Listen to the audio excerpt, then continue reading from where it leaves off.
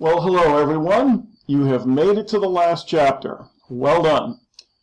This chapter is on personal finance, and you're going to need an 8.5 by 11 sheet of paper. There's a reason those papers are around my picture there. So grab one of those, and we will go ahead and get started. So as always, we'll talk about what we have coming up. Chapter 14 quiz. So you got more time for this because this chapter we're going to go through in 3 class periods or now videos as opposed to 2. Okay, it's a meaty chapter, so a lot to go through. So the quiz isn't due until next Wednesday the 6th. Obviously the big thing is your business plan and presentation. That's due Saturday at midnight. So hopefully everybody's working on that. All right, with that, let's get started. So, personal finances. This does not really track the book. If anybody's reading the book, this is really based more on questions I've had from students in the class. So I've structured this based on that and what I think are the most important things for you to know in personal finance. There's certainly overlap with the book, but that's really how it's structured. So, let's go through our learning objectives for this chapter, and today we're going to go through these areas on the left. Okay, talk about some basic principles, the magic of compound interest. Where is everybody else? How do they save? So we're going to take a look at that, and then developing a budget and how to save. On Wednesday we'll look at these items, and then next Monday we'll look at these items here. All right, so let's get started with some basic principles. And kind of throughout this chapter, we're going to keep it simple.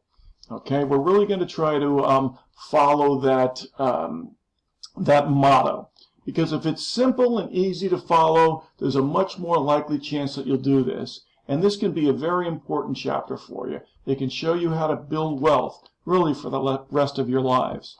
So, let's start with some basic principles, and the first one is spend less than you earn. Sounds obvious, but you know what? Not everyone does it. Not all governments do it, not all businesses do it, and not all people do it. But that's critical. Spend less than you earn moving forward. Don't build up a lot of credit. Don't build up any on your credit card, as you'll see. Number 2, so here's kind of going to be your plan. Come up with a plan, come up with a budget, automate to the extent you can, and get started, okay? We're going to talk about the plan and the budget today. Put together a plan. It's simply put together goals, what are the steps you need to reach those goals, how are you going to measure it, and boom, that's it, okay? Simple. Talk about a budget today, and to the extent you can automate this, that's what you want to do. Have money go automatically from savings to checking. When you have full-time jobs, have money go automatically from your paycheck into your retirement plan. We'll talk about all these things, but that makes it a lot easier to automate it. And then finally, willpower. That's the key for someone who's young. You gotta have willpower to do these things. We'll be talking about that. Okay, so with that, let's look at that graphic on the bottom. Pay yourself first. Seems like it makes plenty of sense, but you know what? Most people don't do it this way. They get those last 2 items reversed. They have disposable income, which is the money you're making after tax, and then they subtract spending money. And if there's anything left over, that goes into savings and investing. And if you do it that way, how much do you think is left over for saving and investing? Yeah, generally not very much. So it's going to be critical for you to take your disposable income, then put a certain percentage aside, and we're going to talk about what that percentage is for savings and investing, and then what's left over is spending money. So get this equation in the right order. Why don't people build wealth better than they do? It's a good question to ask. And I think there's 4 main reasons why people don't save as much as they should, and why people aren't as wealthy as they should be. And reason number one is, I believe, they have no belief that they can do it. So if you don't believe that you're going to be able to do it, you're not going to take advantage of any of the principles that I'm going to show you today. Okay? And it becomes a self-fulfilling prophecy. If you don't think you can build wealth, if you don't think you can find a way to get rich, then you won't do this stuff, and you won't. You won't build wealth. You won't get rich. The only way you can do it is if you apply yourself and put these principles into place. So that's reason number one. People don't have belief. Reason number two, people don't know. The items I'm going to go through with you in the next three class dates here, the next three videos, people just don't know this. If they did, I think many of them would act differently. Reason number three, willpower. People who do know it just don't have the willpower to save to the extent they should. And it's not that much, as I'm going to show you. And then the final reason is people fall into traps. There are certain traps that snare people and prevent them from building the wealth they should. I'm going to show you what those are next. I believe these are the most common pitfalls people run into. We're going to talk about the first two today, the third one on Wednesday, and the last two next Monday. But just to give you a sneak peek, let me just quickly go through these. No budget and no savings. Those two are related. If you don't have a budget or a plan, then you don't know how much to save, and you never really get around to saving anything. Okay? And if you think, oh, I'll do it tomorrow or next week or next month, I can tell you that invariably, tomorrow never comes. There's always something to put this off. As soon as I graduate, I'll do it. As soon as I get my first full-time job, I'll do it. As soon as I get married, I'll do it. As soon as I have kids, then I'll do it. Believe me, there's always a reason to put it off. So I'm going to talk to you throughout today about starting now. Now. Okay? Credit card debt, we'll talk about big time on Wednesday. That's a killer, as are the last two. Those are all killers. So these are common pitfalls people run into.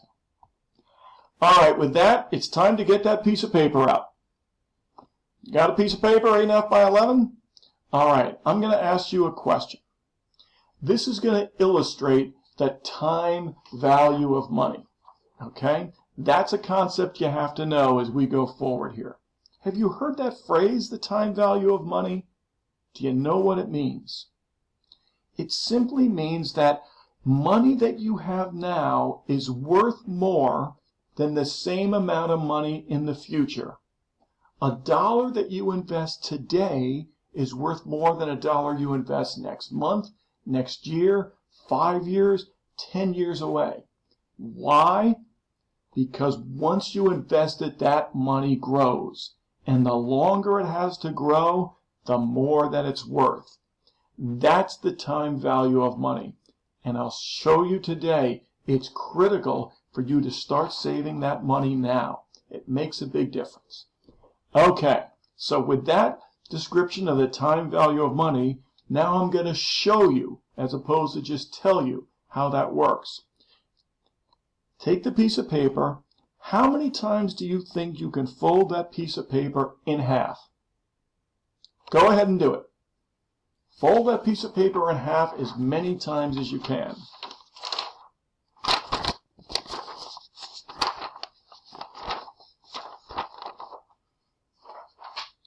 Okay. I got to about 6 times that I can fold that in half. Okay? And this is probably about a ½ inch high now, this piece of paper. So, second question. How many times, if you could fold this as many times as you could, infinite amount of times, how many times do you think you'd have to fold that piece of paper in order for it to reach the moon? How many do you think? You folded it 6 times, give or take, and it's about a ½ inch high, give or take. how many times would you have to fold it in half if it was the world's biggest piece of the paper and you were the strongest person and it was possible to unfold it infinite amount of times? How many times to reach the moon? Well, I'm going to show you.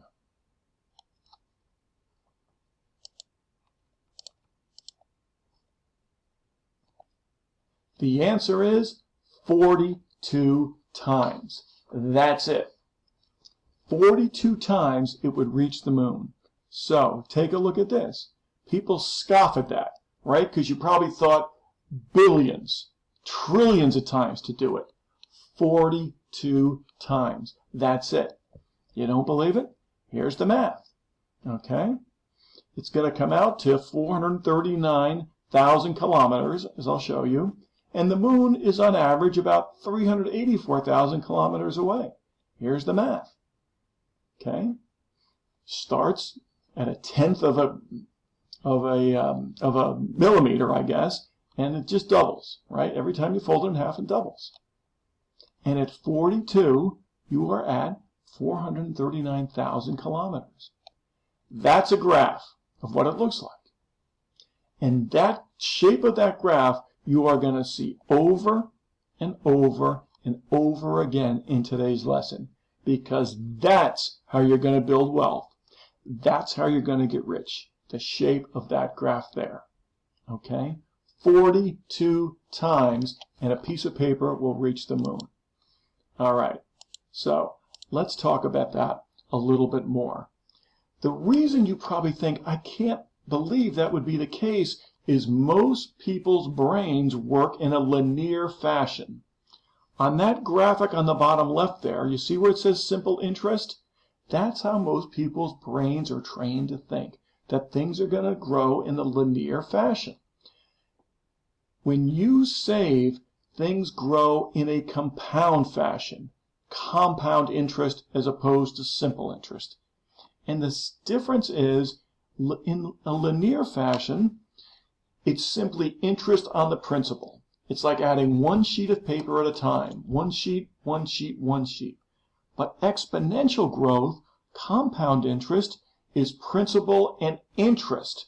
And it keeps growing on each other. So interest on interest, interest on interest on interest, interest on interest on interest on interest, and it grows in a compound exponential manner, just like that. That's how you're going to build wealth. That's how you're going to get rich. Okay? There's only 3 things you need to build wealth and to get rich. 3 things. That's it. One of them, all of you have. What is it? Time. You all have time. You're all young and you have a lot of time before you retire. So, one of 3 things you need, you all have. Number 2, you need a return, a good annual return. I'm going to show you how to get that. On Monday, I'm going to give you the answer to that. Here's where you're going to invest to get the return you need. Okay? Oh, and a sneak preview, the answer I'm going to give you is the same one that Warren Buffett would give you. It's the same one that most financial planners would give you. So I'm going to give you the answer to the second one on Monday. So now you're going to have 2 of the 3 things you need to build wealth and get rich. There's only one more, and that one is willpower. It's the amount you invest on a regular basis. As long as you invest an amount that I'm going to show you on a regular basis, you will build wealth. It's math, okay? It's as simple as that. And let's take a look at this example here. Assuming a 10% annual return, and the S&P 500 historical average for the last 90 years is 9.71%, okay? So a 10% annual return, okay, not out of the realm of possibility. Assuming that, and 40 working years, okay, for those of you who are 25, you retire at 65, to build $1 million, all you'd have to do is save $175 a month. That's $2,100 a year. Nothing, right? Your first year's salary, average in the DC metro area, is around $40,000, give or take. You can't put aside $2,100 of that to invest and grow. That's all it takes to get to $1 million. And importantly, look at the second bullet. The total contributions you would make represents less than 10% of the $1 million. Okay? $175 a month times 12 months times 40 years is $84,000. So if you put in $84,000 over 40 years, you'll have $1 million in 40 years. That is the power of compound interest. That is the power of the time value of money. That's how you're going to build wealth. You just have to start now, as soon as you can, because now time is on your side. And the longer you wait, the less time is on your side. Okay? I want to show you a graph now of the S&P 500, because I showed you it was 9.71% over the last 90 years. Well, this Excel spreadsheet we have going back to 1928, the last 90 years, basically when the S&P 500 started, okay? And there weren't even 500 stocks in it back then, okay? But this is when what became the S&P 500 started in 1928. And so here's the S&P 500 stocks. This is T-bills, so essentially investing in a CD, and this is bonds, okay? And we went back to 1928 and came up with a return of each of those three all the way up until 2019. And look, there's the average for the S&P 500, 9.7%. CDs/T-bills were 3.3 and bonds were 4.8. For the last 50 years, that's where stocks were, in T-bills and bonds. And the last 10 years, that's where they were. So you can see, over time, stocks have consistently outperformed the others. The second thing I wanted to show you in this graph is these three over here. This is the value if you invested $100 at the beginning of 1928, how it would have done. So, let's see, the S&P 100 went up 43%, so now you have $143. The next year, the Great Depression, it fell, it fell, it fell, it fell. So your $100 went down, went down, went down, went down in stocks. Then it started to climb again. T-bills or CDs, you never lost money, but it just went up very, very slowly. In T-bonds, you lost money rarely, every once in a while. Here's a minus, here's a minus, but very rarely, but it also went up slowly. So over time, let's take a look at where those are. If you invested $100 in 1928 in each of those, in CDs or T-bills, you'd have $2,000 today. In bonds, you'd have $8,000. In stocks, you'd have over $500,000. That's the power of compound interest. That even though the T-bills went up 3.3%, the bonds 4%, and the stocks 9%, look at the difference that makes. A heck of a lot, right? Just because this is 3 times this, that's nowhere near 3 times that, because of the power of compound interest. Okay? So I'm going to show you on Monday how to invest in stocks so the power of the time value of money will work for you. Okay, so let's go back to where we were. And let's move to the next slide here. There's that shape again, okay? I love this slide, so let me walk you through it. 3 different individuals investing, Susan, Bill, and Chris. Let's start with what Susan does. Susan invests $5,000 a year between the ages of 25 and 35. And importantly, this assumes 7% interest, okay? Well below what stocks were getting, 7%. Now, so Susan invests $5,000 a year for 10 years, between age 25 and 35. So here's her line. Then she stops. So she invests $50,000. So that would grow to a little over $600,000 by the time she retires at age 65. Okay, so 40-year period, she invests $5,000 for the first 10 years and stops. Her $50,000 becomes $600,000 because of the power of compound interest. Now let's take Bill. He invests $5,000 annually between the age of 35 and 65. So he invests 3 times as much, $150,000. But he starts 10 years later. He starts at age 35. Even though he invests 3 times as much, 150 versus 50, because he started 10 years later, he ends up with less than Susan. He ends up with $540,000. That again is the power of compound interest and starting early. She invests 1/3 as much, and yet she ends up with more because she started early. And then Chris basically combines Bill and Susan. He starts $5,000 a year at 25, and he does it for all 40 years. So Susan did 10, Bill did 30, Chris did all 40 years, $5,000 a year. He ended up with $1.14 million. And he just invested $5,000 a year for 40 years. And that again is at 7%, not a very good return. It doesn't take that much to make a lot of money, to build wealth for yourselves and to get rich. You just have to do it regularly, and you have to start as soon as possible. This thing shows it more than any graph you're going to see.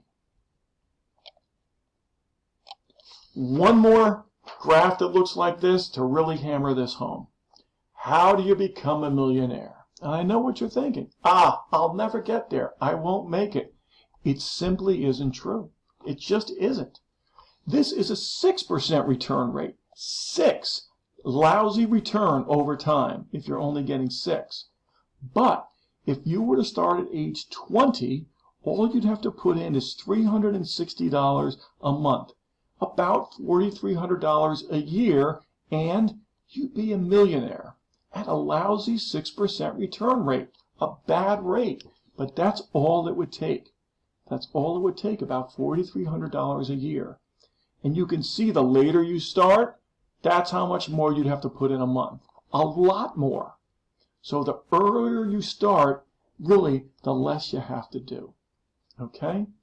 Let me ask you a question. How many millionaires do you think are in the D.C. metro area? Just the D.C. metro area. So D.C., Montgomery, Prince George's, and Frederick in Maryland, and basically Fairfax and Prince William and Alexandria, Arlington in Northern Virginia. More or less that area. How many millionaires do you think live there? The answer is a little over 250,000. 254,000 to be precise with the last measurement. That's how many millionaires live in the D.C. metro area. I'm guessing you thought it was a heck of a lot less than that. And you might be thinking, oh yeah, but they have to just be athletes or CEOs or stars. Those are the millionaires. But it just isn't true. How many athletes, CEOs, and stars do you think live in the D.C. metro area? 1,000? 2,000? 3? At the most 5? But there's 254,000 millionaire households in the D.C. metro area. It just goes to show you that it's ordinary people that are saving the money to get to be millionaires. And you can do it as long as you follow these principles I'm going to show you. It's simply not that hard if you follow them. Okay. That's enough on how you get there. A number of people always ask, how much are other people saving? I want to know where I am. So I'm going to show you how much other people are saving. But first we have to define a few terms. And we're going to do it via this math test. Just take a look at this. Whoops, we're going to get rid of this. I'm going to update this. There we go. So there's 9 numbers there. What's the average? Well, you know how to do that. You just add them all up and divide by 9. So the average of these numbers happens to be 2963. What's the median? Well, the median just means you put the numbers in order from lowest to the highest, and you take the number in the middle. There's 9 numbers here. 1, 2, 3, 4, 5. That's the number in the middle. The median of these numbers is 0. Okay? So the average or the mean is 2963. The median is 0. And the 90th percentile, that simply means the number where you're doing better than 90% of the group. Where you're doing better than 90% of the group. So in this, it'd probably be around 5,300. You're doing better than 90% of the people in this group. Okay, with those definitions, let's see how much people are saving. Here's retirement savings by age. This is based on a survey that the Fed does. Okay, every 3 years, our friends at the Fed do a massive survey. They only do it every 3 years because it's so big. This is the most recent survey, and this is what they came up with. This is just retirement savings, so it's 401ks, IRAs, pension plans. I'm going to show you overall savings next. But take a look at this.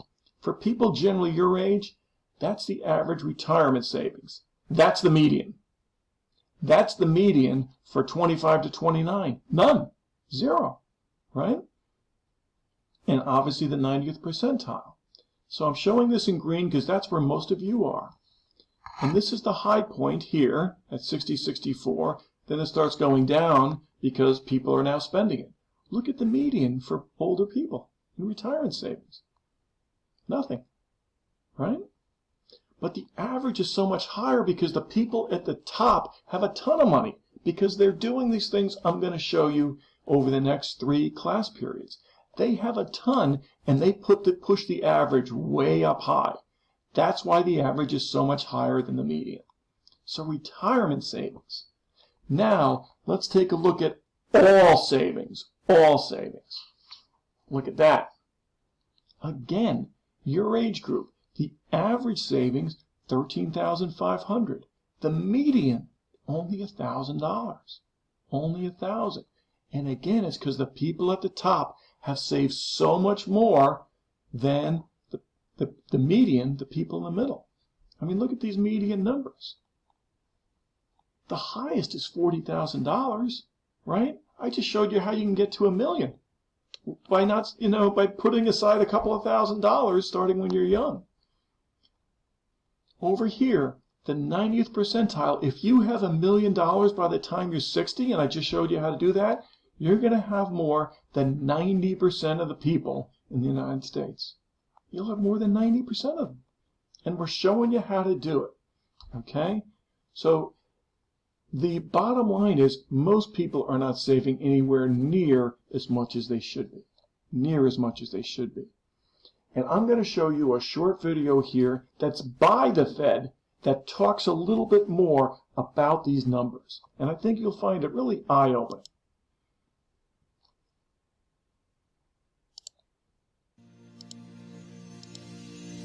The Federal Reserve Board's triennial survey of consumer finances collects information about family incomes, net worth, and other financial information. The new survey's findings show that there was broad-based growth in family income and wealth since 2013, though disparities across groups still exist and inequality continues to increase. Median family income was increasing prior to the Great Recession, then fell between 2007 and 2013, and rose between 2013 and 2016. The fact that mean income is above median income in every year reflects the concentration of income at the top of the income distribution. Mean income fell further than median income during the Great Recession, reflecting the disproportionate impact on families with the highest incomes. Real mean family income partially rebounded after the Great Recession, while the median continued to decline. Both have risen since 2013. These differences indicate that families at the top of the income distribution saw their incomes recover from the Great Recession sooner than the typical family. Median wealth was increasing prior to the Great Recession, fell between 2007 and 2010 was about unchanged between 2010 and 2013 and rose between 2013 and 2016. Overall, mean wealth has grown at a faster pace than median wealth since 1989. Real mean family wealth followed a similar pattern as the median, but fell less between 2007 and 2010 and rose more sharply between 2013 and 2016. Higher levels of education are associated with higher levels of wealth. Families without a high school degree have less wealth than families that do. Families with a college education have the highest levels of wealth. After suffering large losses during the Great Recession and continued losses through 2013, families with lower levels of educational attainment have seen large proportional gains since 2013. In contrast, families with a college degree saw smaller losses during the Great Recession and saw modest gains in net worth starting in 2010. When families are grouped by race and ethnicity, there are large disparities in wealth accumulation. White, non-Hispanic families had the highest levels of net worth in 2016. Black, non-Hispanic, and Hispanic or Latino families had substantially lower levels of net worth. All families experienced substantial losses during the Great Recession, but losses continued for Black and Hispanic families between 2010 and 2013. All families' wealth began to recover from the Great Recession in 2013 through 2016, and Black and Hispanic families experienced larger proportional gains. The share of wealth held by the wealthiest households has continued to increase. The next 9%, the 90th to 99th percentile share, has fallen since 2010. The bottom 90%, the vast majority of families in the U.S., have had their share of all wealth decline.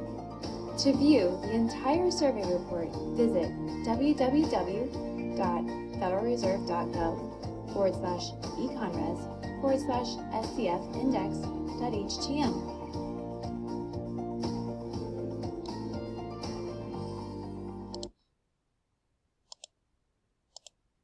So, I believe, just an eye-opening video. And this is the most recent survey of the Fed, so it's through 2016.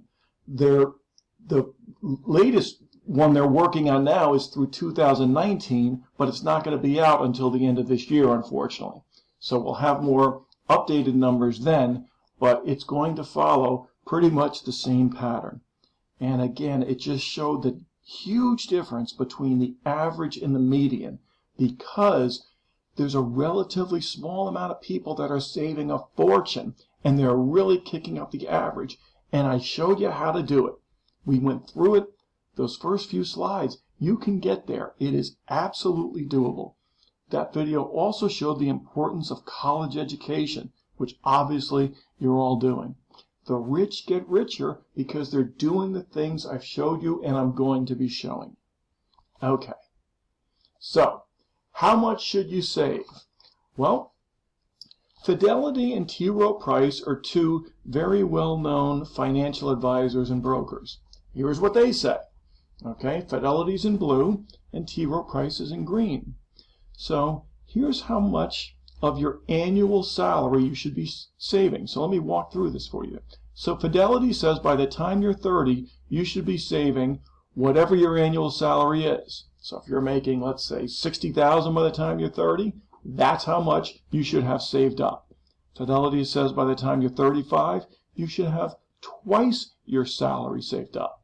So let's say at 35 you're making $75,000, you should have $150,000 saved up. And it goes all the way like that. T. Rowe Price, similar.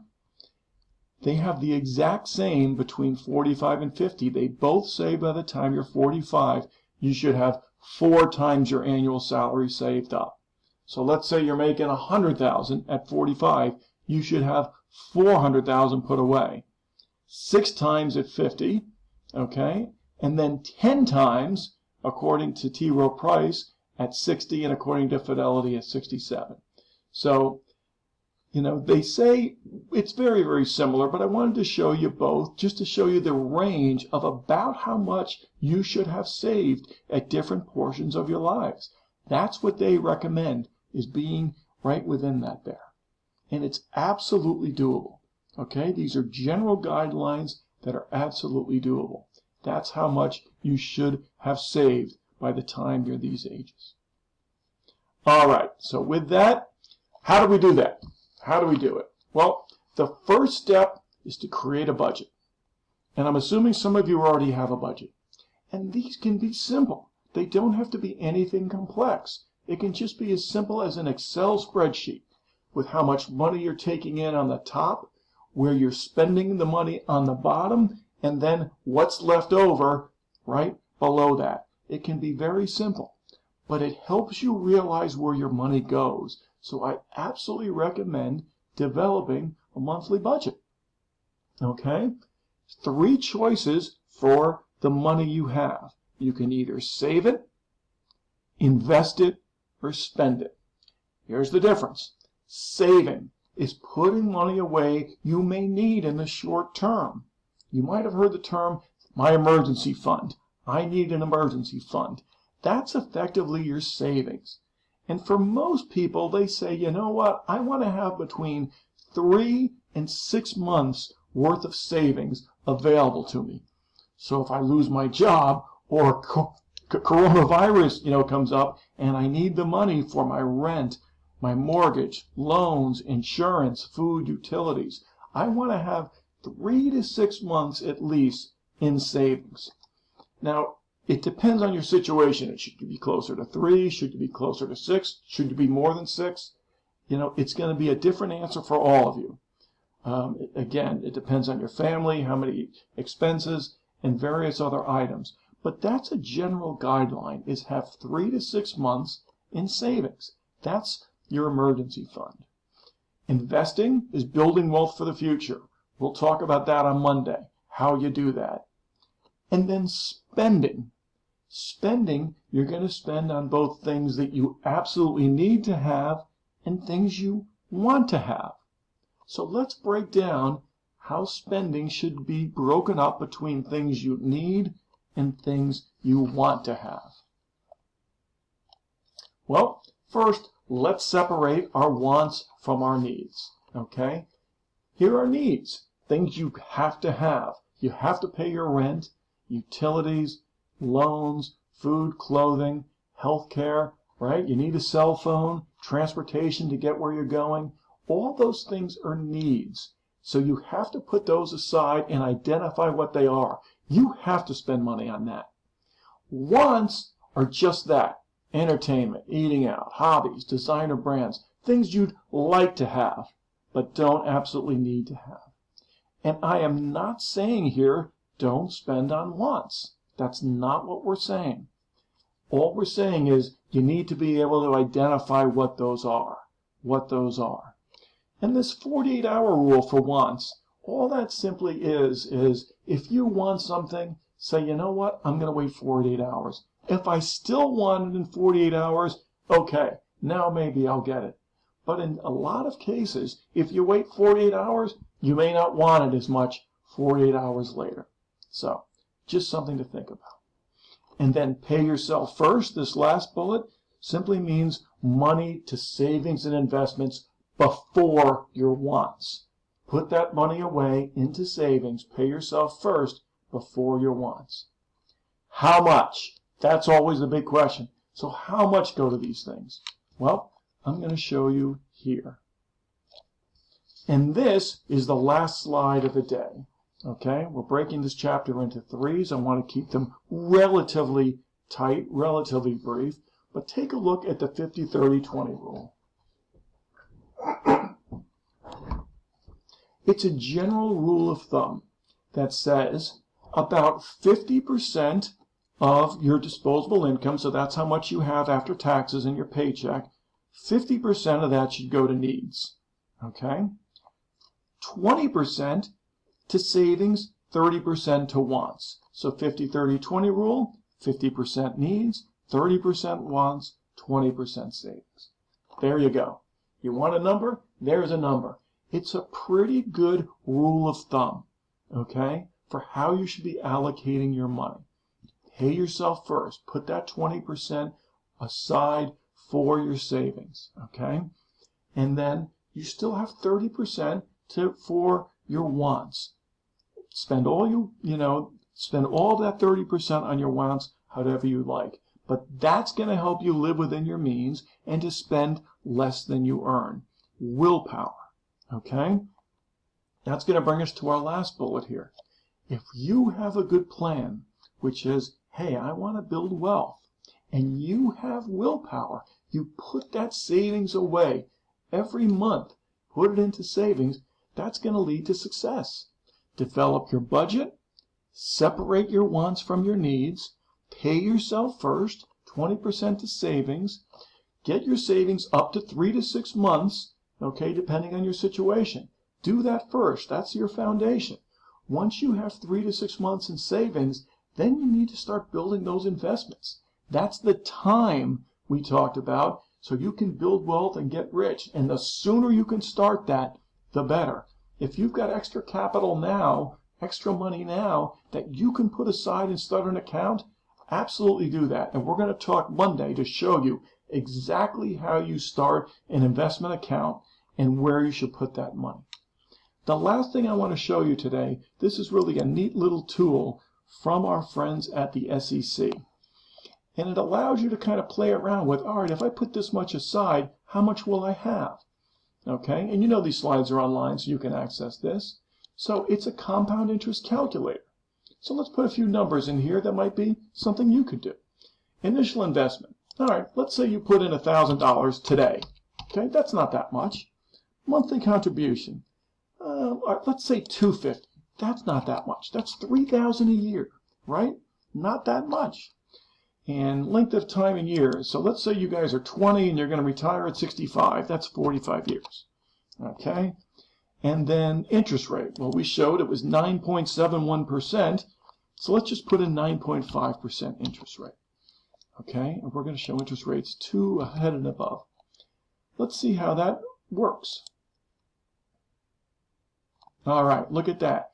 In 45 years, you'd have almost $2 million. $2 million. And all you're doing is putting in $1,000 today and $250 a month. You would have $1.9 million. Okay? If you got 11.5%, well, then you'd have $3.6 million. And look, if you only had 7.5%, not very good, you'd still have $1 million. You'd still have $1 million. And you can see that same curve there, right? So it just is not that much. It just is not that much to get you to get rich. $2 million, $1,000 and $250 a month, right? Let's just for fun change this to $400 instead of $250. All right, $400 a month. That's less than $5,000 a year, right? It's $4,800 a year. So if you put in $1,000 today and $400 a month, let's see what that comes out to. All right, look at this. $3 million, right? $1,000, you'd have over $3 million by the time you retire. You just don't need that much. You just don't need that much. And show table, this is going to show you, okay? You'd have 1,000, then you'd have 59, then you'd have this, blah, blah, blah, blah, all the way down. Okay? This is the one at 9.5%. This would be 11.5%. This would be 7.5%. $3 million. It shows you every year how much you're going to have. So, for your plan, you can measure it using this. How am I doing? How am I doing? How am I doing? But what gets people frustrated is it starts out slow. And then it really builds up at the end. But boy, to make it build up at the end, you have to get started. You've got to get started. And if you don't, you're never going to get all this great growth. Because all this great growth comes at the end. And if you wait to start, you don't get there. You're going to get to here and it'll stop. You're going to run out of time. So again, this shape here is what you're going to do to build wealth and get rich. And you have to take advantage of what you have now, which is time, by starting. Okay. So with that, I hope this has been a good, start to our discussion on personal finance. On Wednesday, we're going to talk more about banking and savings accounts. Most of you already have checking and savings accounts. We're also going to talk about credit cards and credit scores. That's a big one. credit cards and credit scores. And then next Monday, investing. How you open up an account, where you put your money, how you start your retirement accounts. So we're going to cover as much of this as we can. As always, if you have questions on anything, send me an email. With that, everybody, stay safe, take care. We'll be back in touch again on Wednesday.